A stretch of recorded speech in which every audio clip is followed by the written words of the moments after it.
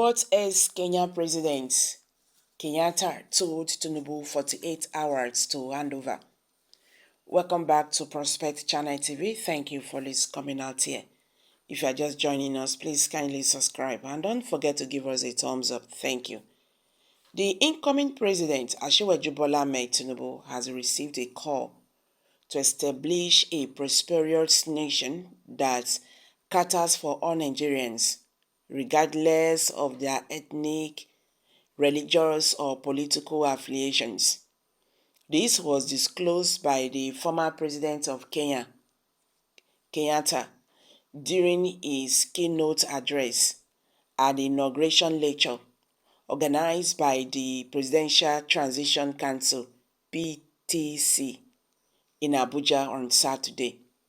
In his speech titled Deepening Democracy for Integration and Development, Kenyatta attributed the leadership crisis in Africa to the detrimental ethnic divisions, religious intolerance, and economic selfishness.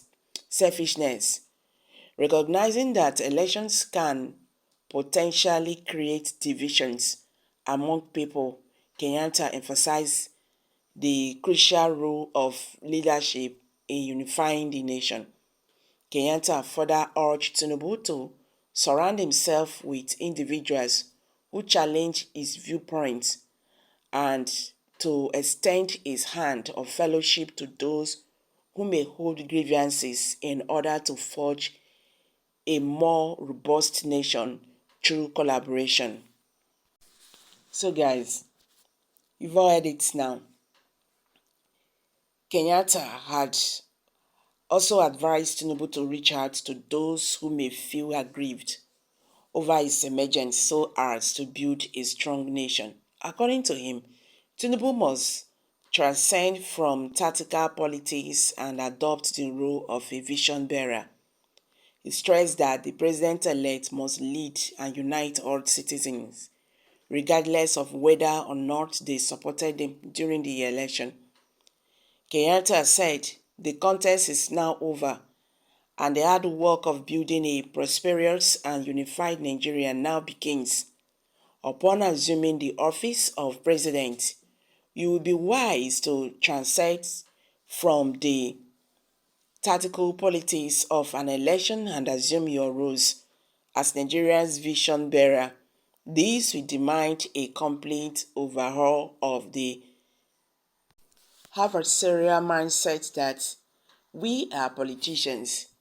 We are conditioned to embrace during the electoral process.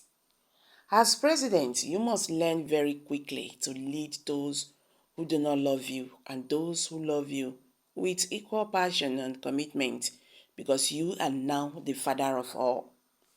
Your Excellency, when countries are in election mode, the people and their leaders are more divided than ever and burst into various senatorial and partisan interests. However, when you are the head of state and you take command of the country's armed forces, you become the embodiment of the total of the many different ethnic groups and religions that make up your country, and you become the symbol of unity. Indeed, you become the face of Nigeria, he remarked. The former president of Kenya encouraged Tinubu to surrender himself with voices that challenge his own, adding that there is a need to overcome negative ethnicity, religious discrimination, and corruption in the country. He maintained, I encourage you to surrender yourself with the voices of those who will counterbalance the hardliners that feel entitled to a piece of your office. You will lose nothing and gain everything by reaching out across the political, the ethnic, and religious lines. To those who may feel aggrieved by your victory in one way or another, please allow them to excel and be part of your vision for a greater Nigeria. It is my hope and my prayer that the lessons from across the continent will give you the resolve to walk the difficult paths of overcoming those three enemies. I started by mentioning the three enemies of nationhood. That is a negative ethnicity, religious discrimination, and corruption. As your fellow Africa, I look forward to a Nigerian that emerges from this transition ready to flex and fight for its rightful place on the global stage with both hands at the ready, Kenyatta, have said. Meanwhile, the Sultan of Sokoto, Abubakar III Saidi Abubakar, has told the President-elect Bola Tinubu not to occupy his mind with the thought of winning the next election, but on how to fight or first develop the country and the next generation.